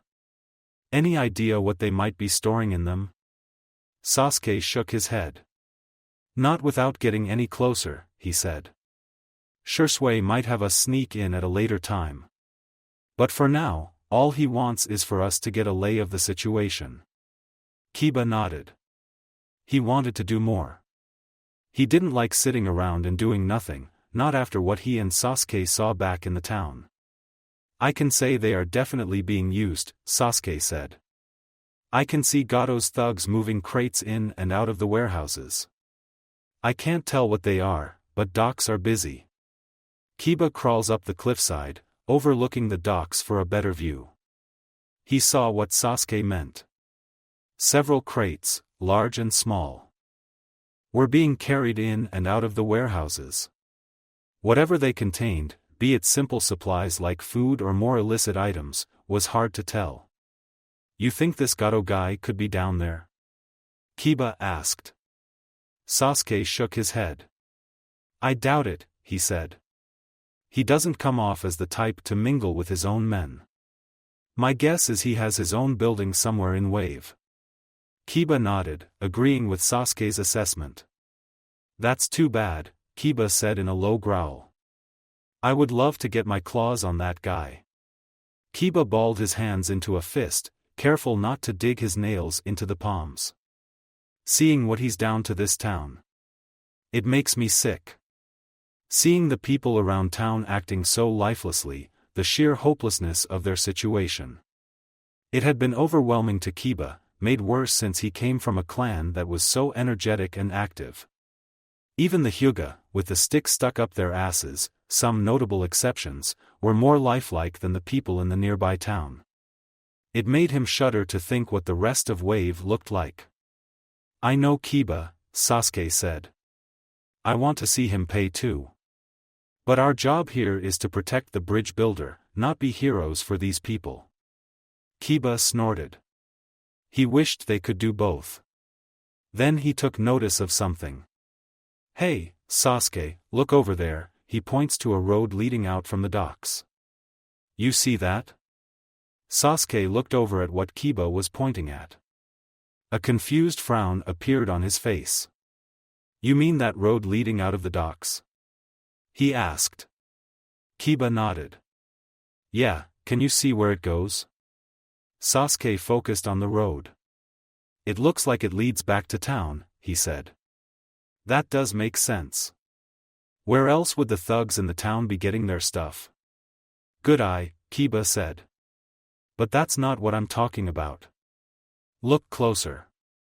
Can't you see anything? Again, Sasuke focused on the road leading away from the docks. A few times, he would narrow his eyes. After a moment, he shook his head. I don't think I can see anything, he said. So, tell me, what do you see? Kiba nodded, having expected as such. Uchiha's eyes were good, very good, in fact, probably came with the territory of having the Sharingan. But without it, Kiba would say that Inuzuka's eyes were better. They were a clan with a close connection to their canine partners, closer than most people realized. They were a clan that would be suited for tracking. The senses of an Inuzuka were sharper than a normal human's, which included their eyesight. Kiba would even say that if one were to exclude the dojutsus, the eyes of an Inuzuka were the best in the world. So, it was no surprise he could see things that Sasuke couldn't. I'm surprised you can't see it, Kiba said. But there's a second path branching off from the road. It's not as visible as the main road, probably because no work has been done on it. Sasuke looked back at the road and narrowed his eyes. I think I can see something, he said. But I'm not sure what it is. You sure it's a road? Kiba nodded. I'm certain of it, he said. Remember, I come from a clan that specializes in tracking. We're trained to pick up details like that. Sasuke nodded. All right then, he said. Can you tell where it leads? Kiba looked at the road again. It differently branches out from the main road leading away from the town, he said. And it's well traveled. Those thugs are using it. Sasuke hummed thoughtfully. It could lead to one of their bases, he said. Maybe another warehouse or, Sasuke's eyes narrowed, or, he looked Kiba in the eye. Kiba smiled at Sasuke. The same thought had occurred to him. Or it could be where this Gato guy is hiding out. Sasuke looked between him and the road. We got to let the others know, he said. Maybe we can get Naruto to scout to check it out. Kiba frowned. Why not check it out ourselves? He asked. If we can confirm where Gato is hiding out, it would make this mission a lot easier. We can't just come back with nothing. But we're not coming back with nothing, Sasuke pointed out. If our suspicions are true, then we'll have an idea of where the guy is. But, Kiba protested, he wanted to do more than just sneak around. Sasuke stopped him by grabbing his shoulder. Think about it, Kiba, Sasuke said in a hushed tone. If we are correct and that road leads us to where Gato is hiding, then there's a chance we'll run into Zabuza and that fake Hunter Nin. That stopped any words of protest from Kiba. You sure about that? He asked. You're not just overthinking this. Kiba knew how boisterous he could be and how much of a hothead he was.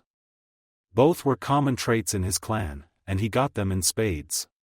But even Kiba knew that a run-in with either Zabuza or the Hunter Nin would be bad news for the both of them.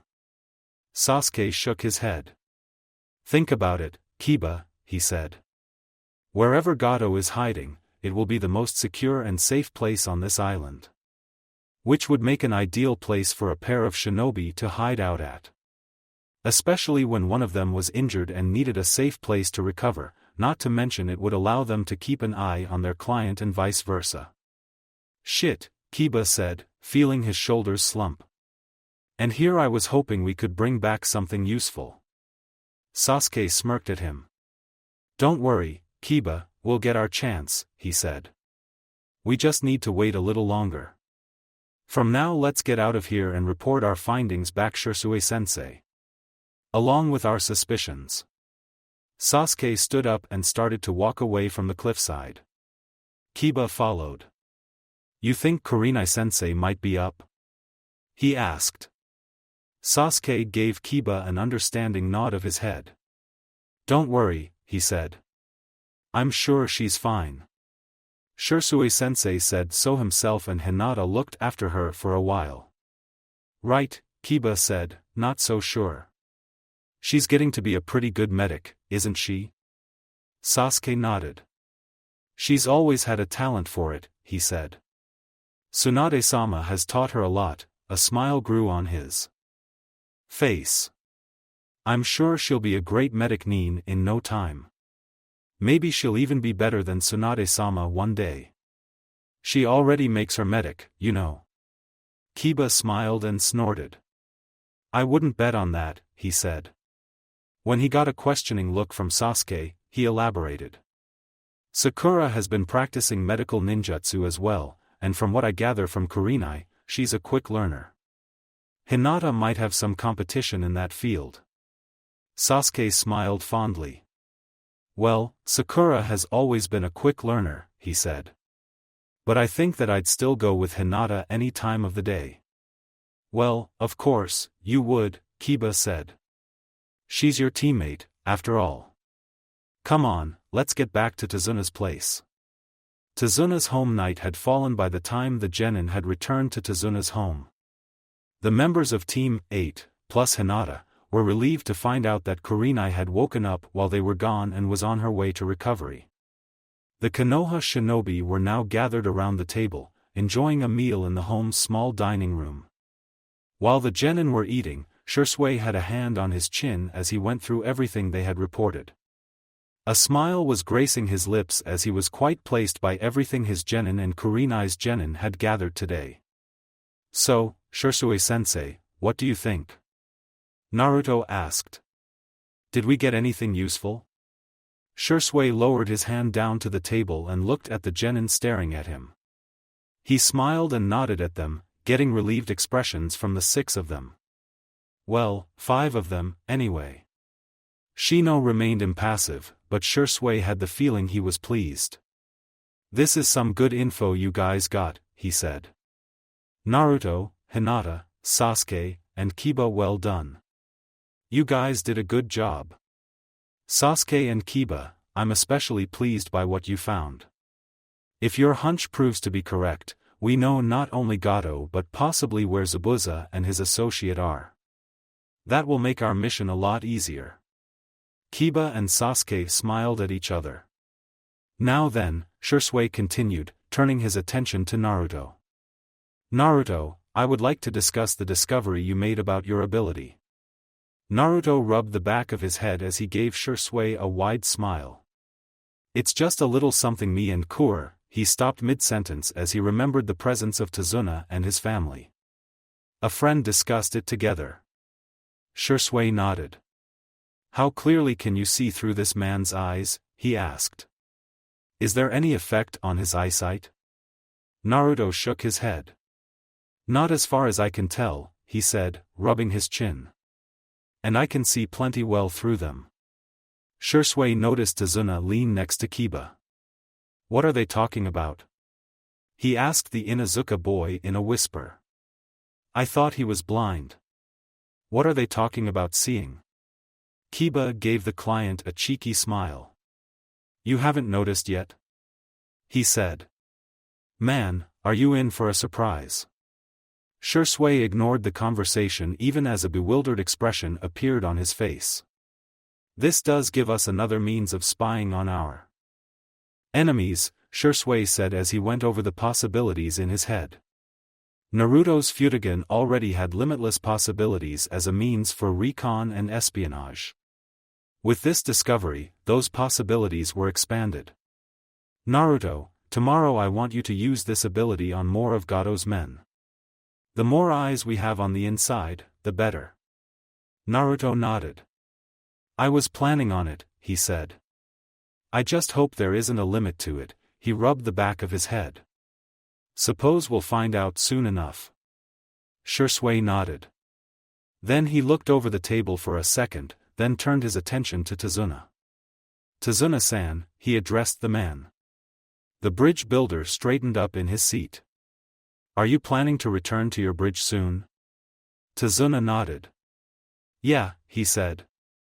Tomorrow, in fact. I've been away long enough as is. The construction has been delayed because I was gone for so long. Shursui nodded, understanding what the man meant. He would have preferred Tazuna to delay his return for a day.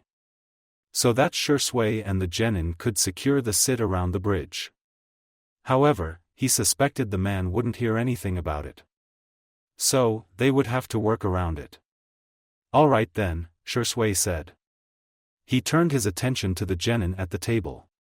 While Kurenai-san is recovering, I will act as mission leader. Any arguments against that? He got no reply from the genin. So, here's what we will do. First thing in the morning, as the sun is rising, we'll do some training for 2 hours. Zabuza and his accomplishments will be tough opponents to face, and who knows what or who else they'll bring to the fight. We'll need every advantage we can get, understood? Hi sensei, the genin said one by one. Tazuna-san, Shursui looked at the bridge builder. I would ask that you stay here until my genin finishes their training. When they do, 2 of them will escort you to the bridge. They'll stay with you until the day is finished and bring you back home. Is that okay? Tazuna nodded. Fine by me, he said, taking a swing from a bottle. So as long as I get to build my bridge and stay alive, I don't care what you do. Shursui nodded. While Tazuna is being watched by the others, he said, looking back at the genin. I want 2 or 3 of you scouting the town and the surrounding area. The rest of you are to stay here and keep an eye on the client's family. Gato or Zabuza might try something with them. Any questions? The genin looked between each, silently going over a conversation. It was Sakura that looked at Shisui and asked a question.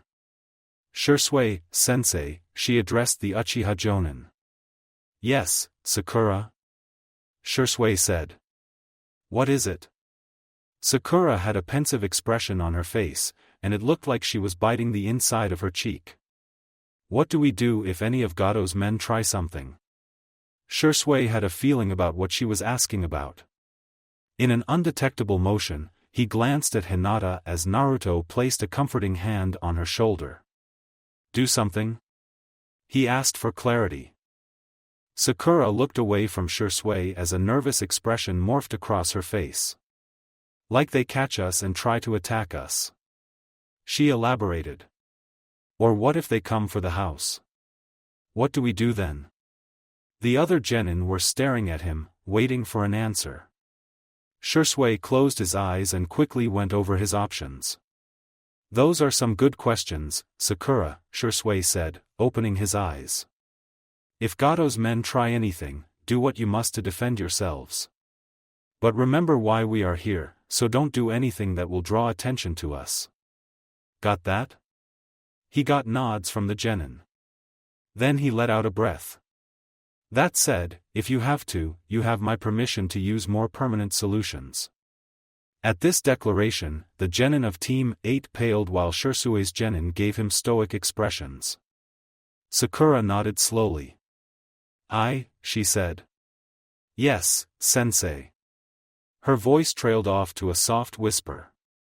Shisui gave the pink-haired girl a reassuring smile. Don't worry, Sakura, he said. So as long we don't draw too much attention to ourselves, we should be fine.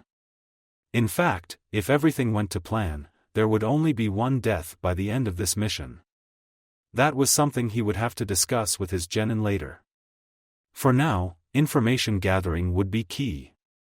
He looked over at Naruto. Naruto, when you get back from scouting the town, he said to the blindfolded boy. I want to set up traps around Tazuna's home and along the road leading to it. Then, after that, you and I will check out that road Sasuke and Kiba discovered. Okay, sensei, Naruto said with a nod. Shisui nodded back. Okay, everyone, he said, looking over the table. We're in for a big day tomorrow. So be sure to get plenty of rest. Before the genin could say anything, an unfamiliar voice broke into the conversation. It doesn't matter. Shisui blinked and looked at the source of the voice. A young boy, if he recalled correctly, was named Inari. Tazuna's grandson. I'm sorry I didn't quite hear that, Shisui said. Can you say that again? I said it doesn't matter, the boy said, glaring at everyone. It doesn't matter what you do. Shisui frowned, an expression mirrored by most of the genin at the table. What makes you say that, brat? Kiba said, glaring back at the boy. Because all of you are going to die. Gato's hideout Zabuza woke feeling like he had a round with a mountain and lost. The former Kiri swordsman tried to sit up, but his body was stiff and unresponsive. Take it slow, Zabuza-sama, a familiar voice greeted the man. A soft hand was placed on his chest. You've just woken up, and I'm still trying to treat you. Zabuza felt a sharp pain in his neck. Zabuza turned his head to face Haku. He was about to ask her what was going on when his memories came flooding back in. He suppressed a low growl. I lost to those Konohanin, he said, looking up at the ceiling. And you were almost killed by them, Haku added. If I hadn't done something, they would be claiming your bounty. Right about now. Zabuza glared up at the ceiling, clenching his teeth. That something being killing me, he said. Wasn't there anything else you could have done? Anything that wouldn't have left me in this sorry state? He looked back at his partner, Tool, his inability to move anything else, empathizing his point. Haku smiled down at him as she applied some ointment to his wounds. I apologize, Zabuza-sama, she said. It was the only way to convince the Konohanin that you were dead. Zabuza continued to glare at Haku for a second before he turned his gaze back up at the ceiling. "So, how long will I be like this?" he asked. "A week, perhaps," Haku answered. "Death is no easy thing to recover from, not to mention the other wounds you suffered. Those Konoha Jonin had you on the ropes." Zabuza snorted. "I underestimated them," he said. "I won't make that mistake twice." The pair heard a door opening and footsteps entering the room. Zabuza craned his neck up to see the unmistakable visage of his client, Gato. A pair of bodyguards were behind him. The short man had a frown on his face. "Well, it's good to see you alive and well, Zabuza," he said. Zabuza was glad for the wrappings around his mouth. They hide the snarl on his lips. "Gato," he greeted the man. "To what do I owe the pleasure?" Gato gave him a crooked smile.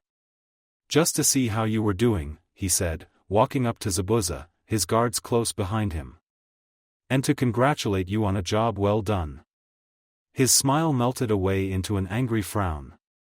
"That is if you had done your job," the short man snarled. "The bridge builder is still alive. Explain yourself." From the corner of his eye, he saw Haku tense up. "I ran into some unexpected trouble trying to eliminate the man." Gato's eyes narrowed at Zabuza. "Unexpected trouble, you say?" he asked. Zabuza continued to glare at the diminutive businessman. "The bridge builder has hired a group of shinobi from Konoha to protect him," he said. Gato furrowed his brow as a frown crossed his mouth. "Where did he get the money for that?" Gato asked.